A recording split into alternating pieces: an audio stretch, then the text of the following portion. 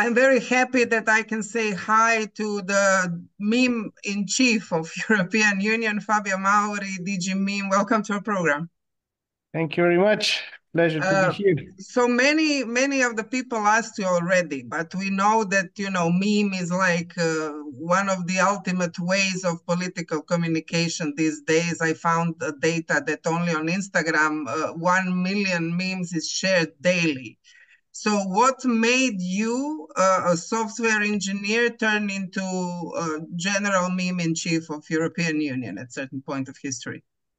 I would say my passion for the European Union and my dislike of the institutional communication. These were the two ingredients that gave me the motivation to start the DigiMeme. Talking about starting DG Meme, did you expect that you will get so much attention as you have now? How long has it been? It's been almost 6 years. Mhm. And I must say, despite of being an engineer, the moment I was discussing with a friend the name and I said DigiMeme, the moment I pronounced the name, I thought, okay, this one is going to work because it was, I think it really communicates to anybody following the European Union what the page is about. I thought the name was very immediate. So somehow I felt that it would be really an important communication project of mine. I tried in the past already to talk about the European Union and languages, which are my passion in the past, but it was not very successful. While with this one, I was like, yeah, I'm doing something nobody's doing before, and I can change the European communication. You've said European communication, you've mentioned language there. We can talk for hours about Europe, its identity, its political space, its public space, which is in a sense lacking because it's always national politics, not European politics. In these times of mistrust, in times of sharing this information, of cognitive chaos, of information wars, of war as such, uh, how do you think Europe can be communicated at all? We are talking ahead of few elections. Yeah, it's of course very, very complicated. We know it since a long time. I think Umberto Eco said that the language of Europe is translation, and I'd beg to differ with the great professor and say the language of Europe is memes. Because somehow we have to accept at a certain point in the EU, we will hopefully all have a basic understanding of English, except Quatremer.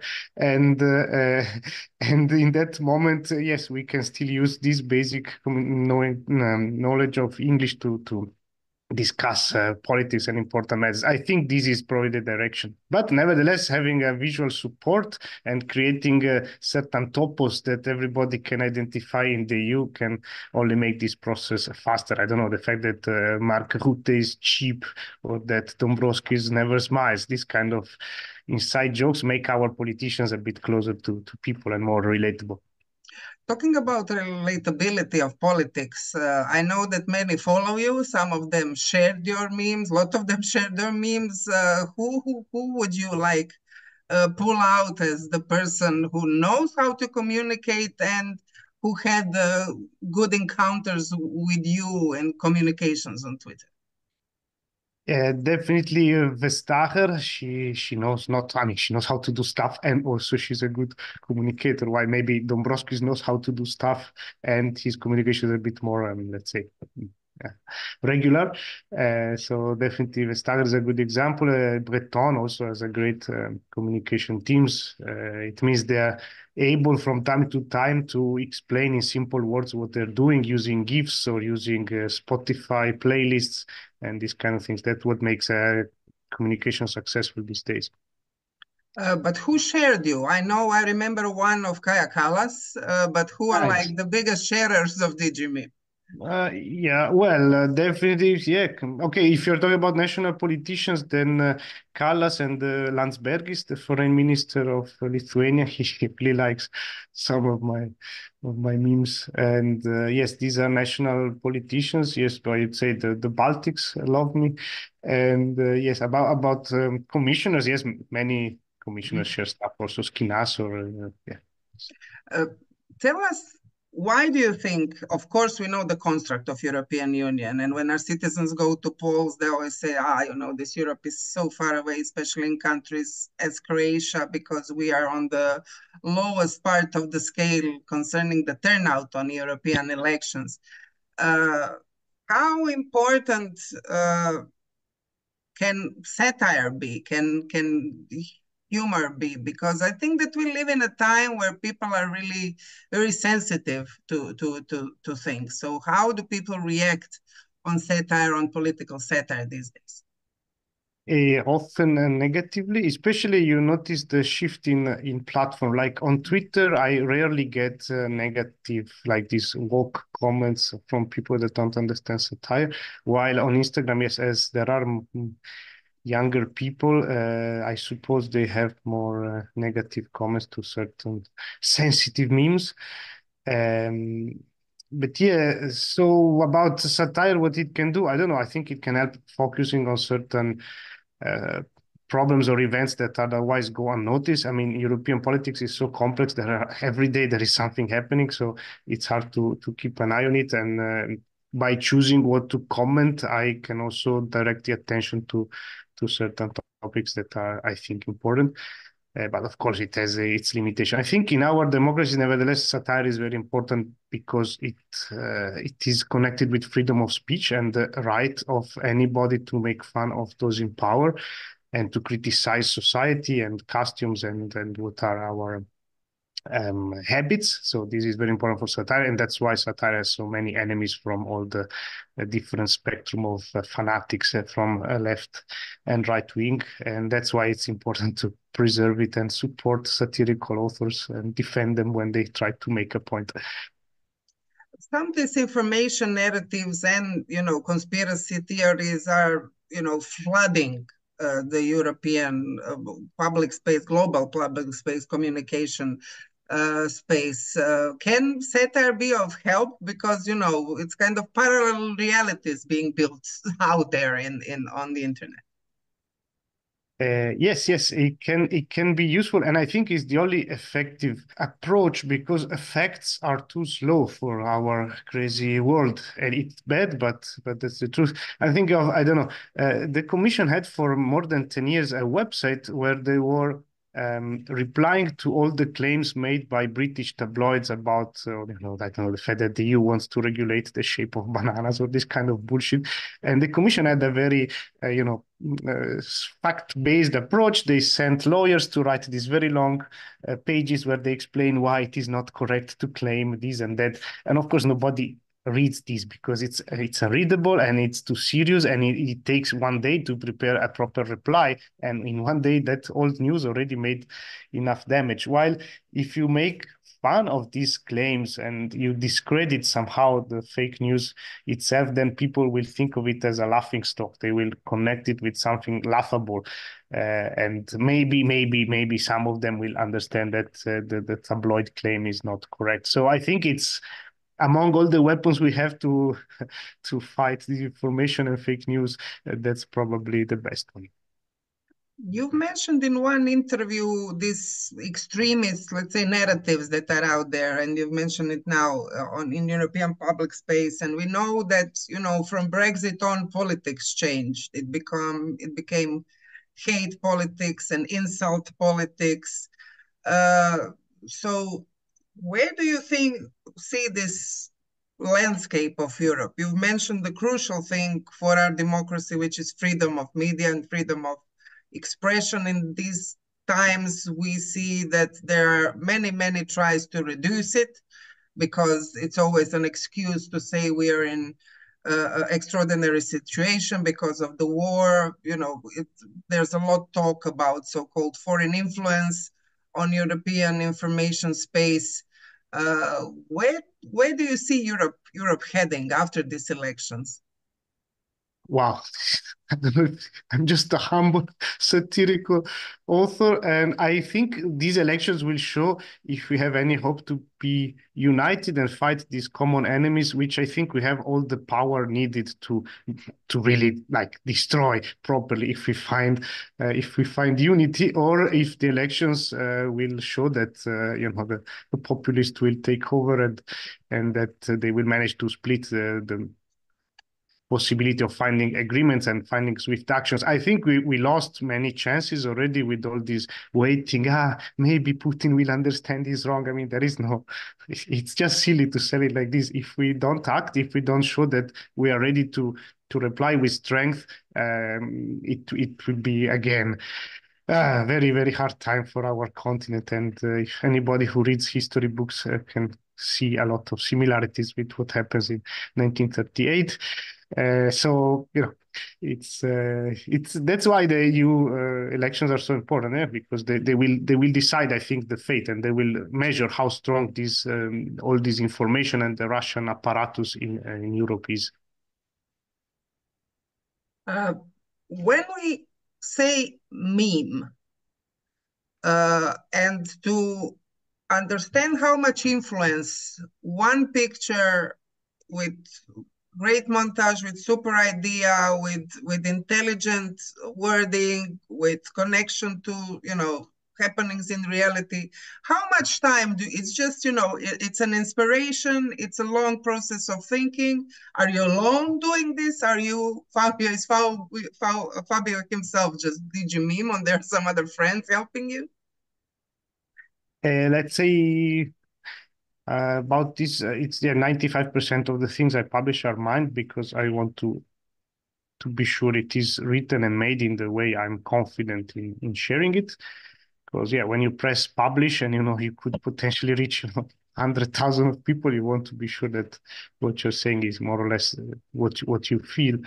And but I have a few friends that send me ideas, or that I can contact when I'm writing about something that is not entirely like a topic I know very well. I always ask their opinion and thoughts about it. And yes, it takes a lot of time to make it, the labor lime, as the Latin said. So when you have the idea, it's more or less what you want to say, but then you need to polish it and choose exactly the right word to have the best satirical effect. So that takes a lot of time, and there is also a lot of how can I say, like self censorship in a way, like things that I think they are okay, but still they are not that good, and I cut them. So I would say 40% of what I produce initially is then cut and deleted, and it will not see the publication phase for different reasons. If you would to be advisor to politicians, we know that I already mentioned, lived in times of high tension and high emotions, but you need to communicate to touch people's emotions. You cannot, we know this language is dry, it has a lot of abbreviations in European politics, and if you live in so-called Brussels bubble and create politics from there and not some other way, it's maybe difficult to understand how the heart thumps in, I don't know, south of Italy or north of Croatia or wherever. How important are emotions today in a way to communicate this other narratives, other rhetorics than those who divide, who share, divisions and mistrust in our societies? Yeah, well, emotions are always fundamental. We make the mistake of thinking we are rational beings, but in the end, we are not. And of course, what you're mentioning is also the difference, let's say, cultural differences, and that also that affect humor. Because what works great as a meme in the Czech Republic might not work as well in Spain, because humor is also something that depends on culture. That's why it's really important to try to create something that speaks at European level, and that's why it's so hard to make everybody laugh. But yes, conveying a sense of unity is very hard to our nations, because I mean we have been killing each other for 1,000 years, right?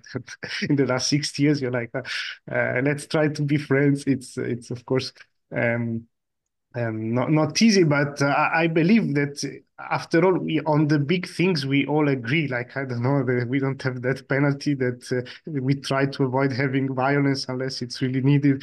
That freedom of speech is important. I suppose these are important things. And then, of course, if we eat pizza and in Sweden they have fika or something like this culinary difference, I think they really don't matter in the end if we analyze it from a high level perspective. But yes, to some people, especially old people that are not maybe used to travel, or that they never had the pleasure of learning a foreign language, then of course what I'm saying sounds very abstract, and we have to respect this and try to explain it with words, even though it's hard. How can DG Meme or Ivana or Fabio, how can we fight AI and algorithms, and how can we still be authentic satirists or journalists in times when loop can go some other way without our control over it?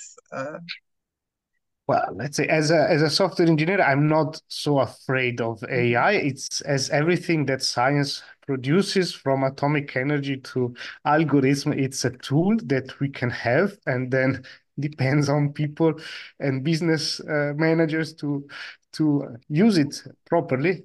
Uh, I mean, I can tell you, I tried to play a bit with AI, and fortunately, it does not yet produce results that I would be, happy to publish. So there is still a bit of space for humans until the model is properly trained. Maybe it takes 5 years more.